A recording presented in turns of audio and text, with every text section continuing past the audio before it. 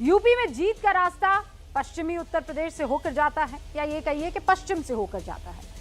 West UP के 136 सीटों पर जिसका पलड़ा भारी होगा उसके लिए जीत की राह आसान हो जाएगी। और यही वजह है कि पश्चिमी उत्तर प्रदेश में बीजेपी ने पूरी ताकत झोंक दी है। गृह मंत्री अमित शाह ने जाट नेताओं से कल दिल्ली में मुलाकात की थी। आज वो जाट लैंड में प्रचार के लिए पहुंचे। मथुरा में बांके बिहारी के दर्शन के बाद अमित शाह फिलहाल ग्रेटर नोएडा में प्रचार कर रहे हैं।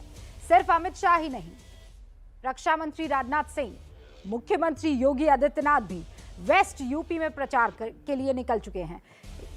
इस दौरान गन्ने के समय पर भुगतान का भरोसा देकर किसानों को लुभाया जा रहा है सभी नेताओं की तरफ से।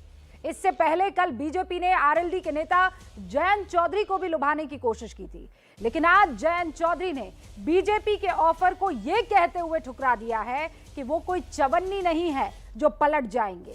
तो क्या जयंत के दूर रहने से पश्चिम में बीजेपी की चुनौती बढ़ जाएगी या बढ़ने वाली है? सवाल यह भी कि पश्चिम में पिछले चुनाव से लेकर अब तक क्या बदला है जिसकी वजह से कहा जा रहा है कि बीजेपी की राह आसान नहीं है। आज हुंकार इन्हीं सवालों के इर्द गिर्द, लेकिन आप पहले इस रिपोर्ट को समझिए।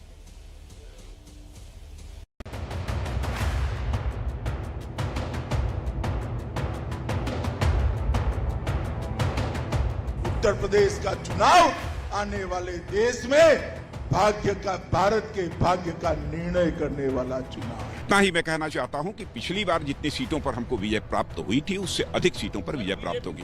मैं कोई चवन्नी हूं जो ऐसे करके मैं पलट जाऊंगा। सपा हो या बसपा या कांग्रेस, इनकी नीति भी खराब थी और नियत भी खराब। पश्चिमी उत्तर प्रदेश का किला बचाने के लिए बीजेपी पूरे दमखम के साथ मैदान में उतर चुकी है। गृह मंत्री अमित शाह ने वृंदावन में बांके बिहारी के दर्शन के बाद घर घर संपर्क अभियान चलाया। गाजियाबाद में रक्षा मंत्री राजनाथ सिंह पहुंचे। पश्चिमी उत्तर प्रदेश के ही बिजनौर में सीएम योगी प्रचार के लिए पहुंचे। मथुरा में अपने चुनावी भाषण के दौरान गृह मंत्री अमित शाह ने गन्ना बेल्ट के किसानों को लुभाने की कोशिश की। भैया अखिलेश, आपके राज्य में रिकॉर्ड लेकर आओ जनता के सामने कितना पेमेंट हुआ। ये बुआ भतीजा दोनों के राज्य में 55,000 करोड़ का पेमेंट हुआ था। भारतीय जनता पार्टी ने 1,48,000 करोड़ रुपया काटे। ये बुआ भतीजा के राज्य में 42 गन्ना मिले थी, 21 कर गए।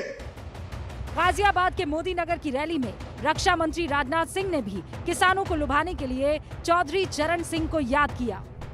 जब से मैंने राजनीतिक जीवन में प्रवेश किया है, चौधरी चरण सिंह जी हमारे एक आदर्श रहे। आदर्श के रूप में बराबर मैंने उनको देखा है। चौधरी चरण सिंह के जन्म दिन को किसान दिवस के रूप में घोषित करने का काम किसी ने किया था तो मैंने किया था। उधर आरएलडी अध्यक्ष जयंत चौधरी ने भी मुजफ्फरनगर में अपने अभियान को आगे बढ़ाया। कल बीजेपी ने जयंत की तरफ दोस्ती का हाथ बढ़ाया था, लेकिन जयंत ने बीजेपी के ऑफर को ठुकरा दिया।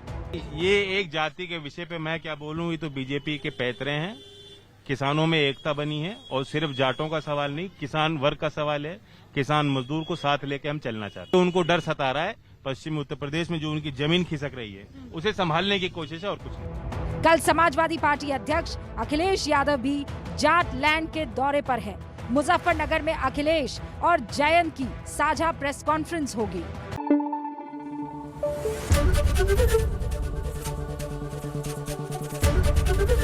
एबीपी न्यूज आपको रखे आगे।